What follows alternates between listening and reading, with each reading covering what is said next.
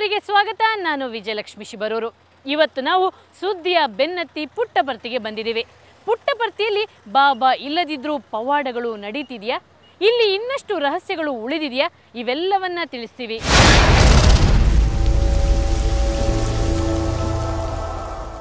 ಸತ್ಯಸಾಯಿ ಬಾಬಾ ಭಕ್ತರ ಪಾಲಿನ ದೇವರು, ಸೇವಕರ ಪಾಲಿನ ಸೇನಾನಿ, ಕನಸುಗಾರರ ಪಾಲಿನ ಕನಸು.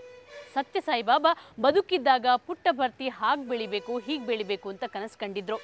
ತನ್ನ ಸಾವಿನ ನಂತರ ಪುಟ್ಟಪರ್ತಿ ಶಿರಡಿಗಿಂತಲೂ ಅದ್ಭುತವಾಗಿ ಬೆಳೆಯುತ್ತೆ ಅನ್ನುವಂಥ ಭರವಸೆ ಕೊಟ್ಟಿದ್ರು. ಆದರೆ ಸತ್ಯಸಾಯಿ ಬಾಬಾ ಅವರು ಕಂಡ ಕನಸು, ಅವರು ಕೊಟ್ಟ ಭರವಸೆ ನಿಜವಾಗ್ಲೂ ನಿಜ ಆಗಿದೆಯಾ? ಪುಟ್ಟಪರ್ತಿ ಆ ನಿಟ್ಟಿನಲ್ಲಿ ಸಾಕ್ತಿದೆಯಾ? ತಿಳಿಯೋಣ ಈ ವರದಿ ಮೂಲಕ. 2011 ಏಪ್ರಿಲ್ 24 ಮುಂಜಾನೆ 7:40 ಪವಾಡ ಪುರುಷ ದೇವಮಾನವ ಅಂತ ಕರೆಸಿಕೊಂಡ ಸತ್ಯಸಾಯಿ ಬಾಬಾ ಅಸ್ತಂಗತರಾದ ದಿನ. ಅವರು ಇಹಲೋಕ ತ್ಯಜಿಸಿ ಇಂದಿಗೆ 6 ತಿಂಗಳು 6 ದಿನ.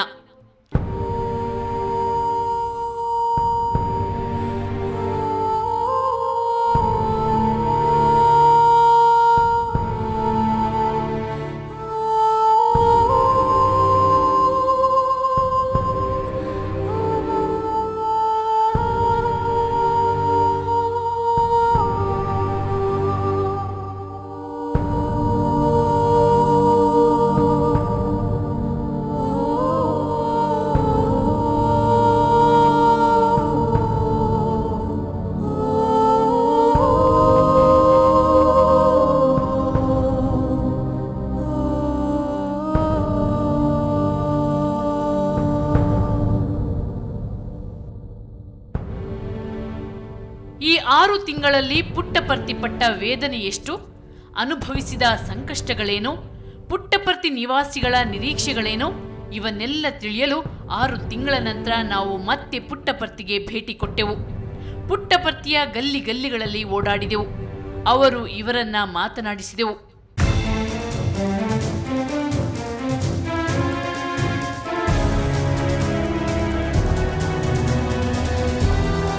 ಹೌದು, ನಮ್ಮ ಒಂದಿಷ್ಟು ನಿರೀಕ್ಷೆಗಳು ನಿಜವಾಗಿದ್ದವು, ಒಂದಿಷ್ಟು ಸುಳ್ಳು ಆಗಿದ್ದವು. ಬಾಬಾ ಇಲ್ಲದೆ ಪುಟ್ಟಪರ್ತಿ ಕಂಗಾಲಾಗಿದೆ. 6 ತಿಂಗಳನ್ನು 6 ಯುಗಗಳಂತೆ ಕಳೆದ ಇಲ್ಲಿನ ಮಂದಿಗೆ ಮುಂದೇನು ಅನ್ನೋ ಪ್ರಶ್ನೆ ಈಗಲೂ ಕಾಡುತ್ತಿದೆ.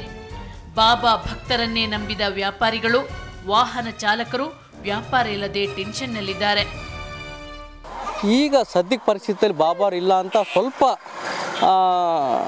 ವ್ಯಾಪಾರ ಸ್ವಲ್ಪ ಕಡಿಮೆ ಆಗಿದೆ, ರಿಯಲ್ ಎಸ್ಟೇಟ್ ಬಿಸ್ನೆಸ್ ಕಡಿಮೆ ಆಗಿದೆ, ಪ್ರತಿಯೊಂದು ಹೋಗಬರೋ ಜನಗಳು ಸ್ವಲ್ಪ ಕಡಿಮೆ ಆಗಿದ್ದಾರೆ, ಎಲ್ಲ ಕಡಿಮೆ ಆಗಿದ್ದಾರೆ.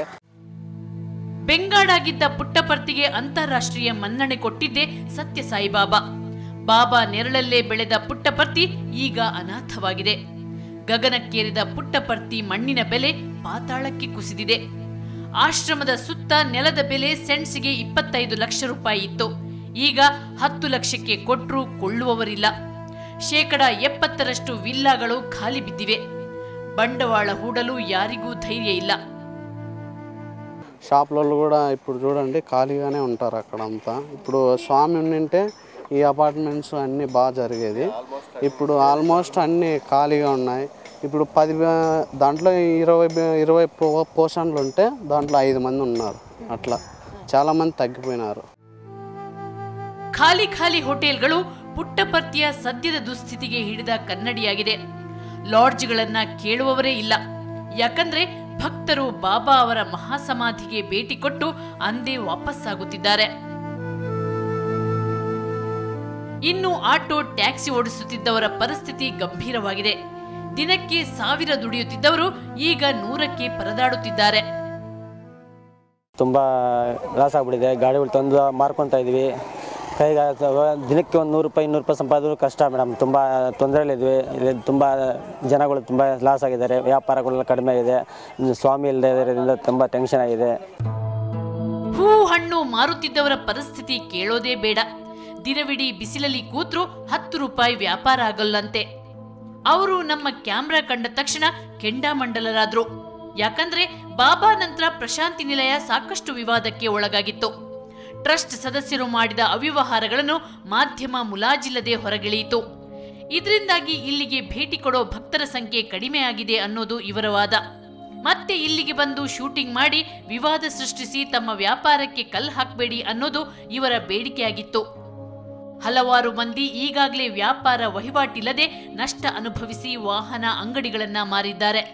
ಇನ್ನು ಅನೇಕರು ಇಲ್ಲಿ ಆವರಿಸಿರುವ ಶೂನ್ಯಕ್ಕೆ ಬೆದರಿ ಪುಟ್ಟಪರ್ತಿ ತ್ಯಜಿಸಲು ರೆಡಿಯಾಗಿದ್ದಾರೆ.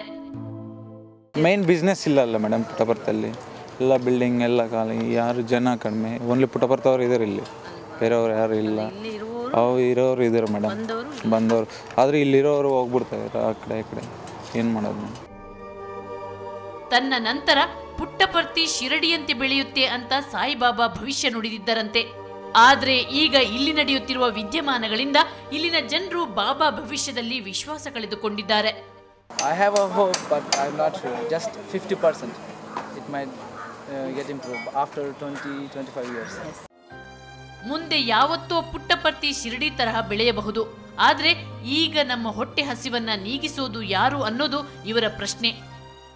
ಇಂಪ್ರೂವ್ ಆಗುತ್ತೆ ಅಂತ ಯಾರಿಗೂ ನಂಬಿಕೆನೂ ಇಲ್ಲ, ಅದೇ ಹೇಳೋಕ್ಕಾಗಲ್ಲ ಅಷ್ಟೇ ಮೇಡಮ್. ಇವಾಗ ಬರ್ತಾ ಇಲ್ಲ ಮೇಡಮ್. ಇವಾಗ ಆವಾಗ ಮುಂಚೆ ಬರ್ತಿದ್ರೆಲ್ಲ ಸ್ವಾಮಿ ಇದ್ರೆಲ್ಲ ಬರ್ತಾ ಇದ್ದಾರೆ, ಇಂಗ್ಲೀಷ್ ಫಾರಿನ್ಸ್ ಅವರು ಬರ್ತಾ ಇರಲ್ಲ, ನೋಡ್ತಾಯಿದ್ರೆ ನಮಗೂ ಸ್ವಲ್ಪ ಆಗ್ತಾಯಿದ್ದು, ಹೊಟ್ಟೆಗೆ ಹಂಗೆ ಆಗ್ತಾಯಿತ್ತು. ಇವಾಗ ಏನಿಲ್ಲ ಮೇಡಮ್, ನಮಗೆ ತುಂಬ ಕಷ್ಟ ಆಗ್ಬಿಟ್ಟಿದೆ ಮೇಡಮ್. ನಮಗೆ ತುಂಬ ತೊಂದರೆ ಆಗಿದೆ, ತಿನ್ನೋಕ್ಕೂ ಕಷ್ಟ, ಒಂದು ಟೈಮಲ್ಲಿ ಊಟ ಮಾಡೋಕ್ಕೂ ಬರುವ ಕಷ್ಟ ಆಗ್ತದೆ ಮೇಡಮ್, ಅಷ್ಟು ಇದಾಗಿದೆ. ಬಾಬಾ ಪುಟ್ಟಪರ್ತಿಯಲ್ಲಿ ವಾಸಿಸೋ ಲಕ್ಷಾಂತರ ಮಂದಿಯ ಬದುಕಿನ ಪ್ರಶ್ನೆಯಾಗಿದ್ರು. ಆದ್ರೆ ಬಾಬಾ ಅವರ ಸಾವು ಈ ಪ್ರಶ್ನೆಗೆ ಸರಿಯಾಗಿ ಉತ್ತರ ಕೊಡಲೇ ಇಲ್ಲ. ಅಲ್ಲದೆ ಬಾಬಾ ಸಾವಿನ ನಂತರ ಟ್ರಸ್ಟ್ ಸದಸ್ಯರು ನಡೆದುಕೊಂಡ ರೀತಿ ಬಾಬಾ ಅವರ ವಿಶ್ವಾಸಾರ್ಹತೆಯನ್ನೇ ಪ್ರಶ್ನಿಸುವಂತೆ ಮಾಡಿತು ಅನ್ನೋದು ಪ್ರತಿ ಪುಟ್ಟಪರ್ತಿ ಪ್ರಜೆಯ ಅಭಿಪ್ರಾಯ. ಆದ್ರೆ ಯಾರೂ ಅದನ್ನು ಓಪನ್ ಆಗಿ ಕ್ಯಾಮ್ರಾ ಮುಂದೆ ಹೇಳಲು ರೆಡಿಯಿಲ್ಲ. ಅದಕ್ಕಾಗಿ ರಹಸ್ಯ ಕಾರ್ಯಾಚರಣೆ ಮಾಡೋದು ಅನಿವಾರ್ಯವಾಗಿತ್ತು. टीवी चैनल्स में गड़बड़ आ गया ना, कई सभी लोग क्या होते हैं पूरा वो टीवी चैनल्स को सोचता है वो क्यों हुआ, ये क्यों कुछ हुआ होगा, नहीं तो क्यों दिखाते हैं. सिंपली तो कोई नहीं दिखाते. लोग का 35 लाख मिल गया ना. एक्चुअली ये लोग एक बात बोलते अच्छा हुआ था, वो स्वामी का समाधि के लिए पैसा भेजा, उसका 3-4 डाइवर्शन सब कुछ सीक्रेट है. ಇಷ್ಟೊಂದು ನಿರಾಸೆ ನೋವಿನ ನಡುವೆಯೂ ಅನೇಕರು ವಿಶ್ವಾಸ ಕಳೆದುಕೊಂಡಿಲ್ಲ. ಹಿಂದೆ ಶಿರಡಿಯೂ ಇದೇ ರೀತಿ ಇತ್ತು, ಆದ್ರೆ ಆನಂತರ ಅದು ಅದ್ಭುತವಾಗಿ ಬೆಳೆದು ನಿಂತಿತು. ಪುಟ್ಟಪರ್ತಿಯು ಅದೇ ರೀತಿ ಬೆಳೆಯುತ್ತೆ ಅಂತಾರೆ ಇವರು. ಒಂದು ಫೀಟ್ ಪ್ಲೇಸು ಸಹ ಸಿಗಲ್ಲ, ಮಧುರಾ ನಗರ ಆಗುತ್ತೆ ಅಂತ ಬಾಬಾ ಅವ್ರು ಹೇಳಿದ್ದು. ಅದು ಹಾಗೆ ಆಗುತ್ತೆ. ಏನು ಯಾವತ್ತು ಅದು ಸ್ವಾಮಿ ಅಕ್ಷರತೆ, ಏಕೆಂದರೆ ಸ್ವಾಮಿಯವರ ಅನುಭವ ತುಂಬ ಮೆರಾಕ್ಯುಲರ್, ತುಂಬ ಬಾಬಾ ಅವ್ರದ್ದು ಆಗುತ್ತೆ ಮೇಡಮ್, ಖಂಡಿತ ಆಗಲೇಬೇಕು. ಹೌದು, ಪುಟ್ಟಪರ್ತಿ ಶಿರಡಿ ತರಹ ಬೆಳೆಯಬೇಕಾದ ಅವಶ್ಯಕತೆ ಇದೆ. ಯಾಕಂದ್ರೆ ಪುಟ್ಟಪರ್ತಿ ಸಾವಿರಾರು ಮಂದಿಗೆ ಅನ್ನ ಕೊಡೋ ಧಾರ್ಮಿಕ ಕೇಂದ್ರವಾಗಿದೆ.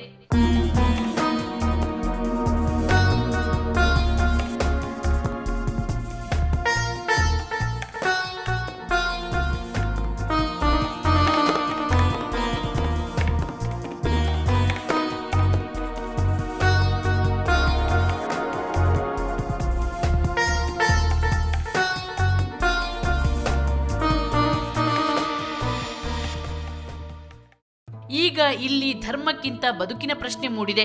ಹಾಗಾಗಿ ಟ್ರಸ್ಟ್ ಸದಸ್ಯರು ಭಕ್ತರನ್ನ ಸೆಳೆಯಲು ಏನಾದರೂ ಗಿಮಿಕ್ ಮಾಡಲೇಬೇಕಾಗಿದೆ. ಪ್ರಿಯವಾಕ್ಯ ಪ್ರಧಾನೇನ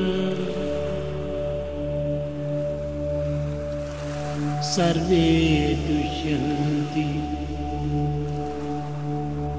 ಜಾತವ.